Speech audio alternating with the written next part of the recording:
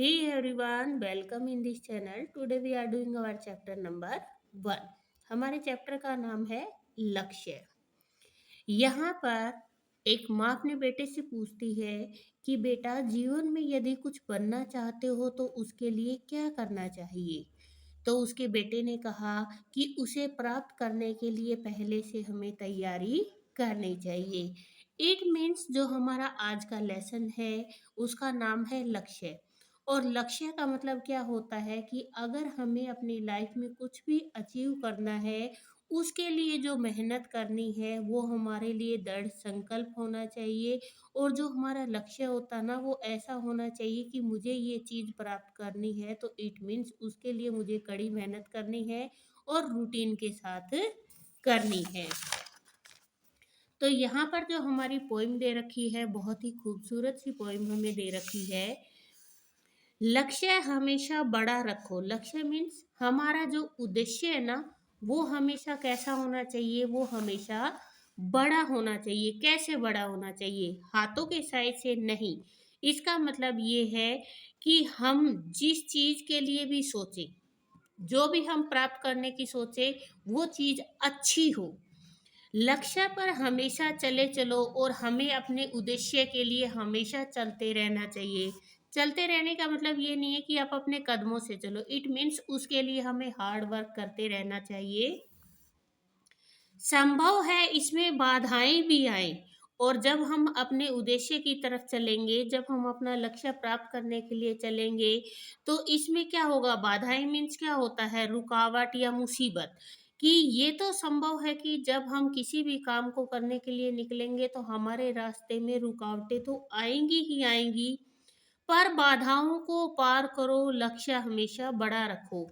लेकिन हमें क्या करना है? उन मुसीबतों से आगे बढ़कर हमें हमारा लक्ष्य प्राप्त करना है। कोई गरीब कोई अमीर, पर सबकी अपनी तकदीर। तकदीर मीन्स अपना भाग्य है। कि कोई यहाँ पर अमीर है और कोई गरीब है, पर सबकी अपनी अपनी तकदीर है, अपना अपना भाग्य है। हर मंजिल तुमको मिल जाएगी। कि हर जो मंजिल है, जो तुम उद्देश्य प्राप्त करना चाहते हो, उसके लिए जो रास्ता तुम ढूंढते हो, तुम्हें मंजिल तो मिल जाएगी। घर कर्तव्य पथ पर बढ़े चलो। कर्तव्य पथ मतलब होता है हमारे जो नैतिक। कर्तव्य मीन्स होता है नैतिक और पथ मैंने रास्ता। कि हम हमारे नैतिकता के रास्ते पे अगर चलते हैं, आगे बढ़ते रहते हैं। लक्ष्य हमेशा बड़ा रखो। और हमारा लक्ष्य क्या होना चाहिए? हमेशा ही बड़ा होना चाहिए। किसी लालच में न फंसना तुम। लालच मीन्स लोभ। कि किसी भी तरीके के लोभ में तुम्हें फंसना नहीं है। गलत राह पर न चलना तुम, और न ही किसी गलत रास्ते पर चलना। छू लोगे एक दिन पर्वत शिखर को भी। कि एक दिन पर्वत शिखर क्या होता है? पर्वत की चोटी। की एक दिन ऐसा आएगा कि तुम पर्वत की चोटी तक भी पहुंच जाओगे। गर पर्वत के सीने पर चढ़े चलो। लेकिन कब? जब तुम उस पर्वत पर चढ़ना शुरू कर देते हो। लक्ष्य हमेशा बड़ा रखो। और अपना जो उद्देश्य है, अपनी लाइफ का जो उद्देश्य है उसको हमेशा बड़ा रखो। लक्ष्य हमेशा बड़े रखो। बड़े रखो, लक्ष्य पर हमेशा चले चलो। और अपना जो लक्ष्य है, जो उद्देश्य है, उसको हमेशा बड़ा रखो। और उसके ऊपर लगातार निरंतर कार्य करते रहो। तो इट मीन्स जो हमारी ये कविता है ये हमें क्या कहती है? कि अगर हमें हमारा कोई भी लाइफ का उद्देश्य है, उसको प्राप्त करने के लिए, उस लक्ष्य को प्राप्त करने के लिए हमें क्या करना चाहिए? निरंतर आगे बढ़ते रहना चाहिए। उसके लिए हमेशा अपना तन और मन कंप्लीट तरीके से समर्पित करके उसके लिए हमें मेहनत करनी चाहिए। इसके बाद आते हैं आपके मौखिक प्रश्न। और मौखिक प्रश्न में सबसे पहले दे रखा है लक्ष्य पाने के लिए हमेशा क्या करते रहना चाहिए। अगर आप सीधा सीधा आंसर लिखते हो बाधाओं को पार करना चाहिए तो इतना भी आप लिख सकते हो। अगर आपको बड़ा क्वेश्चन लिखना है तो लक्ष्य प्राप्त करने के लिए हमेशा इस क्या की जगह लिखोगे बाधाओं को पार करते रहना चाहिए। किस कार्य को करने में बाधाएं आ सकती है, किस कार्य को, अब जो आपको किस कार्य दे रखा है इसको छोड़ देना है। लक्ष्य प्राप्त करने में किस कार्य को करने में बाधाएं आ सकती है, लक्ष्य प्राप्त करने में बाधाएं आ सकती हैं। तो ये लिखने की बजाय हम ये लिखेंगे लक्ष्य प्राप्त करने में बाधाएं आ सकती हैं। हमें कैसे पथ पर चलने पर मंजिल मिलती है, कैसे की जगह इस कैसे को छोड़ के हम कंप्लीट अगर लाइन लिखेंगे, हमें कर्तव्य पथ पर चलने पर मंजिलें मिलती है। तो इस तरीके से आप इनके क्वेश्चन के आंसर लिख सकते हो।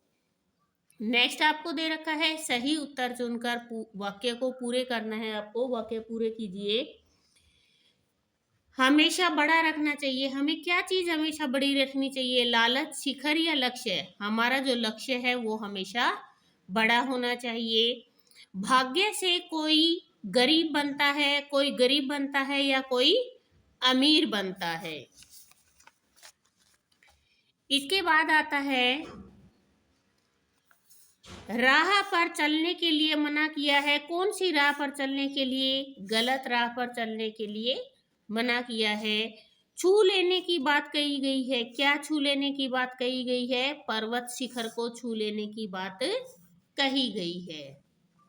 इसके बाद है कविता के अनुसार रिक्त स्थान भरिए।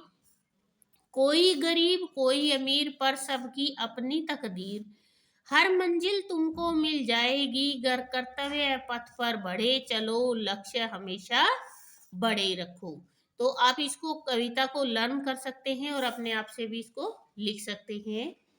इसके बाद आता है कविता में वे पंक्तियां लिखिए जिनमें कहा गया है। सबसे पहले है लक्ष्य प्राप्त करने से पहले बाधाएं आएंगी।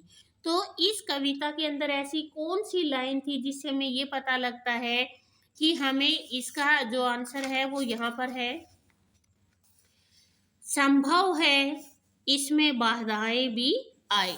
तो इस लाइन से हमें पता लगता है कि जब हम अपने लक्ष्य की तरफ चलते हैं तो रास्ते में बाधाएं भी आएंगी।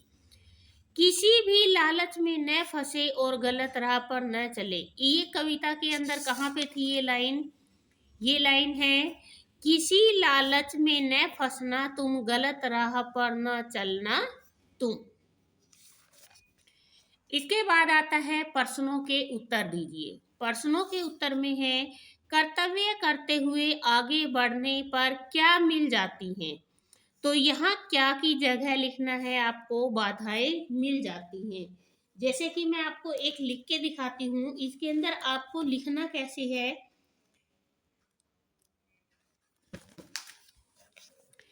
जब हम कंप्लीट क्वेश्चन को लर्न कर लेते हैं, हमें कुछ भी याद नहीं करना, एक ही अक्षर याद करना था, बाधाएं। कर्तव्य करते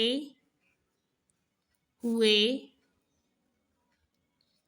आगे बढ़ने पर। हमें क्या नहीं लिखना, अब क्या की जगह क्या लिखना है, बाधाएं। बाधाएं मिल जाती हैं। और ये आपका जो प्रश्न का उत्तर है। जब भी हम उत्तर लिखते हैं उसके अंदर कभी भी क्वेश्चन मार्क के चिन्ह को नहीं लगाते। तो आपको क्या याद करना था, क्या की जगह केवल जो आपको बाधाएं लिखना है, इसी को लर्न करना है। इसके बाद दूसरा क्वेश्चन आपको दे रखा है अमीर गरीब में अंतर क्यों नहीं समझना चाहिए। क्यों अमीर गरीब में अंतर नहीं समझना चाहिए। अब इस क्यों को छोड़ देंगे, अमीर गरीब में अंतर नहीं समझना चाहिए क्योंकि अमीर गरीब तकदीर से बनते हैं। कविता में किसमें फंसने से मना किया गया है। कविता में किसमें की जगह आप लिखोगे लालच में फंसने से मना किया गया है। पर्वत की चोटी को कैसे छू सकते हैं, इस कैसे को छोड़ देना। पर्वत की चोटी को पर्वत के सीने पर चढ़कर छू सकते हैं। जहां पर आपको मैंने ये सर्कल करके दिया गया है, इट मीन्स जो आपका आंसर है वो केवल इस जगह पे आएगा, इससे पहले का और इसके बाद का जो क्वेश्चन है वो आंसर में मिल जाएगा, और उसके बाद जब हम ये आंसर बन जाएगा तो ये क्वेश्चन मार्क नहीं लगेगा। कविता का मुख्य संदेश क्या है? कविता का मुख्य संदेश है कि लक्ष्य प्राप्ति के लिए दृढ़ निश्चय करना चाहिए, कि अगर हम अपना लक्ष्य प्राप्त करना चाहते हैं तो हमारा जो निश्चय है वो भी कैसा होना चाहिए? दृढ़ होना चाहिए। इसके बाद आते हैं विलोम शब्द। विलोम शब्द क्या होते हैं? विलोम शब्द वो होते हैं जो दूसरे का उल्टा या विपरीत अर्थ बताते हैं, उनको हम क्या बोलते हैं? विलोम शब्द। जैसे संभव, कोई काम संभव है तो वो क्या हो जाएगा? असंभव। हमेशा, हमेशा का उल्टा आएगा कभी कभी। गरीब, अमीर, शिखर, नीचा, दिन, रात, आकाश, पाताल। इसके अलावा आपको शिखर का कोई और पता हो तो आप यहाँ पर मुझे कमेंट कर सकते हैं। इसके बाद नेक्स्ट है क्वेश्चन नंबर सेकंड, भाषा और उसकी लिपि का मिलान कीजिए। सबसे पहले हमें ये पता होना चाहिए कि लिपि क्या होती है। जब भी हम हिंदी लिखते हैं, हिंदी लिखने के लिए बहुत सारे चिन्हों का प्रयोग किया जाता है। तो हिंदी लिखने के लिए जिन चिन्ह का प्रयोग किया जाता है ना, वो चिन्ह ही आपके क्या कहलाते हैं? वो चिन्ह लिपि कहलाते हैं। अब अलग अलग लैंग्वेज के जो साइन होते हैं, जो चिन्ह होते हैं, वो भी अलग अलग होते हैं। और इसी तरीके से जैसे उनके चिन्ह अलग अलग होंगे तो उनको लिखने का तरीका भी अलग अलग होगा और उनकी लिपि भी अलग हो जाएगी। अंग्रेजी की लिपि कौन सी होती है? रोमन। उर्दू की लिपि होती है फारसी। पंजाबी की लिपि होती है गुरुमुखी। संस्कृत की होती है देवनागरी और बंगाली की बांग्ला। तो इस तरीके से हर भाषा की अपनी अपनी लिपि होती है। इसके बाद आता है question number third. Question number third में आपको दे रखा है शब्दों के दो दो पर्यायवाची शब्द लिखिए, कि यहाँ आपको एक शब्द के मतलब एक ऐसा शब्द जिसके और भी अर्थ निकलते हो, उनको क्या बोलते हैं? पर्यायवाची शब्द बोलते हैं। तो लक्ष्य का आएगा उद्देश्य और ध्येय। कर्तव्य, कर्तव्य को कार्य या जिम्मेदारी। पथ, पथ मीन्स होता है मार्ग, रास्ता। पर्वत, पहाड़, नग। बाधा, विघन और रुकावट। ये है नहीं है, ये आधा घ है, विघ्न, रुकावट। इसके बाद आता है आपका सर्वप्रथम माउंट एवरेस्ट पर एडमंड हिलेरी और तेंजिंग नार्गे शेरपा चढ़े थे। भारत के संविधान में हमारे कर्तव्यों की सूची दी गई है और कंचनजंगा भारत की सबसे ऊंची पर्वत चोटी है। इसके अलावा यहाँ पर इस लेसन में आपके विचारों में आपको दे रखा है कि कविताओं में बाधाओं को पार करने की बात की गई है। बाधाओं को पार करने से आप क्या समझते हो? बाधाओं को पार करने का मतलब होता है कि जब भी हम किसी काम को करते हैं तो उस काम को करने में कोई ना कोई रुकावट हमें आती है, और उस रुकावट को दूर करना ही होता है बाधाओं को पार करना। अब आगे दे रखा है 3 अक्षर के उल्टे सीधे अक्षर हैं, जैसे कनक है, कड़क है। इनको सीधा करने से एक जैसे शब्द बनते हैं। तो ये आपके लिए एक गेम की तरह है। आप उन अक्षरों को ढूंढिए और यहाँ पर रिटर्न कर सकते हैं। इसके बाद नेक्स्ट आपको दे रखा है लक्ष्य प्राप्त करने के लिए क्या क्या जरूरी होता है। अगर हमें लक्ष्य प्राप्त करना होता है तो सबसे पहले हमारा दृढ़ निश्चय बहुत जरूरी है।